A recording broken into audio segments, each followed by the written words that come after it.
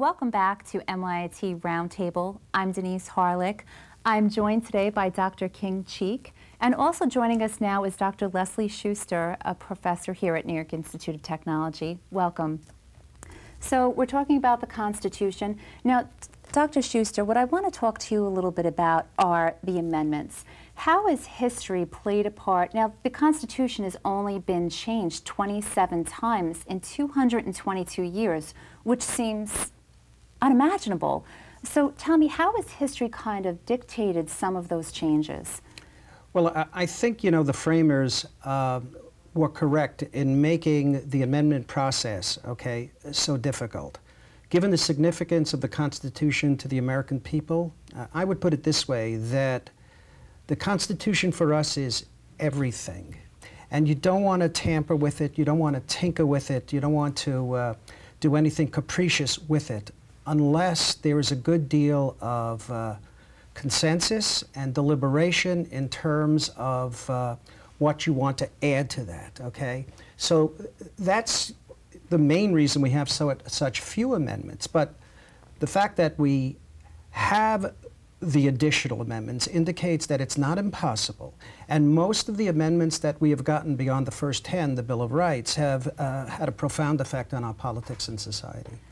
Could you maybe, Doctor, can you just tell me maybe one of those that really has changed? The three amendments, the three post-Civil War amendments, the 13th and the 14th and 15th Amendment, lumped together, I would say, since the Bill of Rights had been enacted, were perhaps the most significant. But all of the amendments, in many ways, have a special place in framing the character of America. So I don't think that we can select one and say that that one is more important than the other. Okay. They all have a special impact in framing our character. Well, you know, if you go back to the times of Prohibition, you know, first we had it, you know, then we didn't. So, you know, what do we do now? There's, you know, constantly we hear calls to change the Constitution.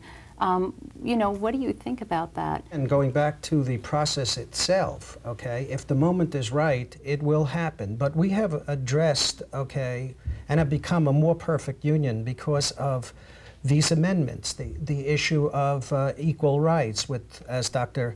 Cheek has mentioned, with the 14th and 15th Amendment, the issue of giving women the right to vote with the 19th Amendment, the issue of giving the vote, okay, to those who fight our wars, who were not allowed to vote because they were too young, in the 26th Amendment, which, by the way, came about during the Vietnam War. So when the moment is right, okay, we move. And I've always viewed America as a work in progress, and it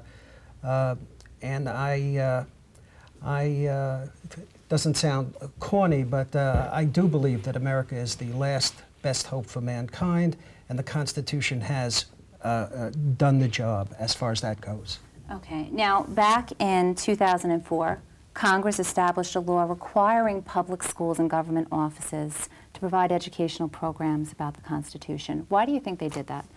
Given the significance of the Constitution to us, our people should know something about it, okay? And, you know, in the university, most undergraduates come in with very little knowledge and sometimes interest in politics and government, but when you think that we are a democracy and that requires a knowledgeable, interested citizenry, okay,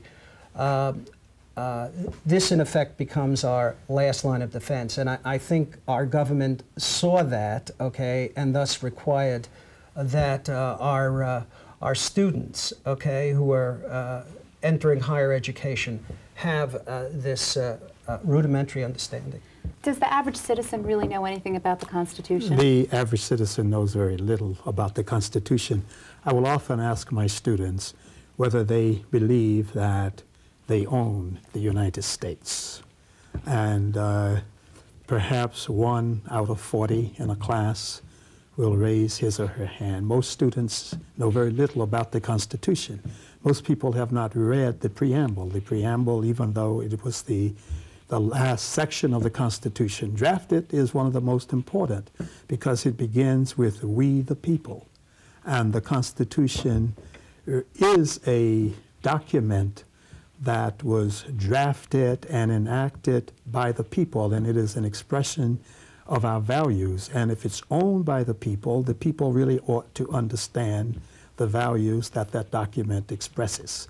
And so for that reason, the provision that in the law that presents us with the challenge of teaching the Constitution is a very important one. Now, are there any rights that we have that you think that might be in jeopardy now? Should we be worried? Since the framing of our Constitution, we have always been faced with the tension of balancing the interest of the country as a whole with individual liberty. And sometimes we have to give up individual liberty in order to promote the interest of the larger national family. And so we're always in that kind of tension struggle and how to balance liberty with the larger interest of the nation. And that will continue.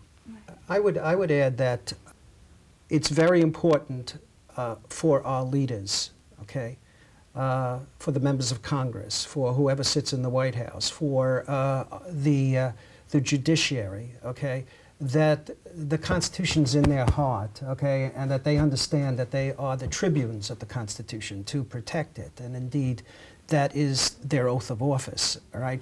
As long as it's in the hearts, okay, of our leaders, better if it's in the hearts of our people, okay, but as long as it's in the hearts of our leaders, okay, I would not feel that the Constitution or any part of it is threatened.